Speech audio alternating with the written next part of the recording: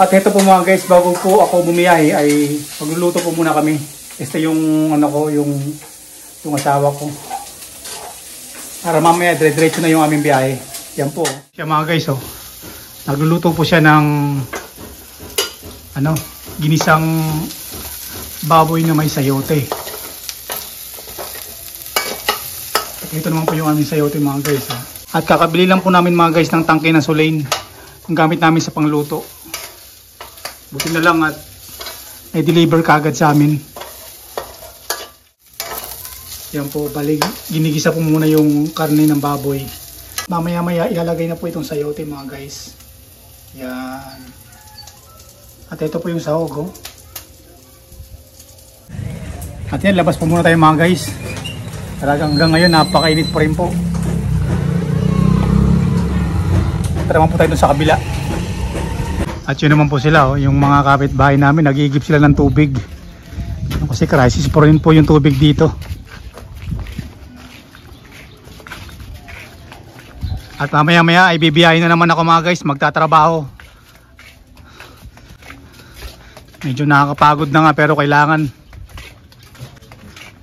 Basta importante lang, tuloy-tuloy ka lang sa iyong ginagawa. Yun. Ito pa, oh. Meron pong ano dito, siga, oh. Yan, oh. Siga daw po siya dito.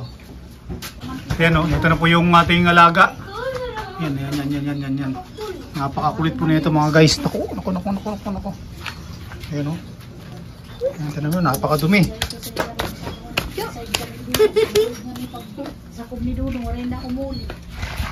Para po tumano siya, oh. May lahi na po siya mga guys, askal. Yan, oh. Yan, oh. Napakakulit. Parang nakapag-vitamins na naman ata siya mga guys.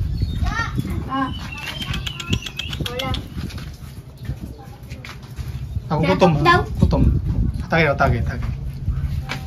Ano to? Yan po, kumakain po ng biskwit, oh. Sarap siya sa biskwit mga guys. Yan. Susunod pa rin po yan. Ganyan siya kakulit. Tignan nyo yung tiyan, no? Malaki na naman mo. Ano kayang kinain nito? Baka kumain na naman to ng mga halaman. Yo. Yan. Hop, yan. Diyan, balik na po tayo.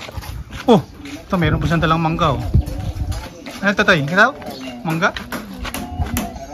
Mangga, ano po siya, nakakuha ng mangga. Meron pa siyang kutsilyong dala.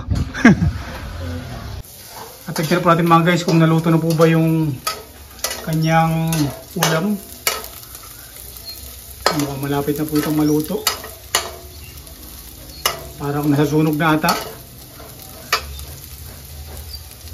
Yan mga guys, ganito po talaga kami kapag andito kami sa bahay. Yan, oh. Yan. Amoy pa lang ulam na. Kaya makakasave ka dito.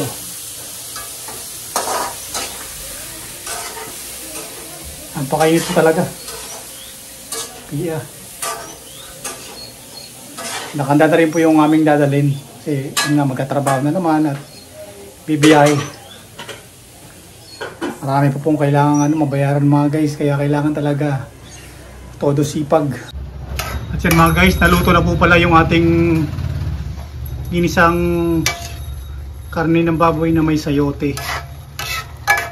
Pwede na po itong maulam natin mamaya. Este ngayon pala. Ito po yung itsura niya mga guys, oh. At ayan, naluto na po yung aming ulam.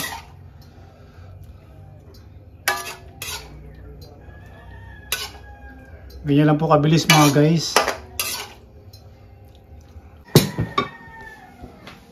Ito po yung aming kanin mga guys. At kanina po pala meron po kaming natirang ulam. Yung munggo at pansit. Ito po pala yung binili namin kaninang umaga. At kami po ngayon ay kakain na. Kain po tayo. Diyan mga guys, kukuha na po tayo ng ulam namin. Ito ito po pala ano, meron siyang sabaw na kakaunti. Ayan na po yung ating tinisang karne na may sayote. Yan mga guys, yung ating pansit. At kakain na tayo.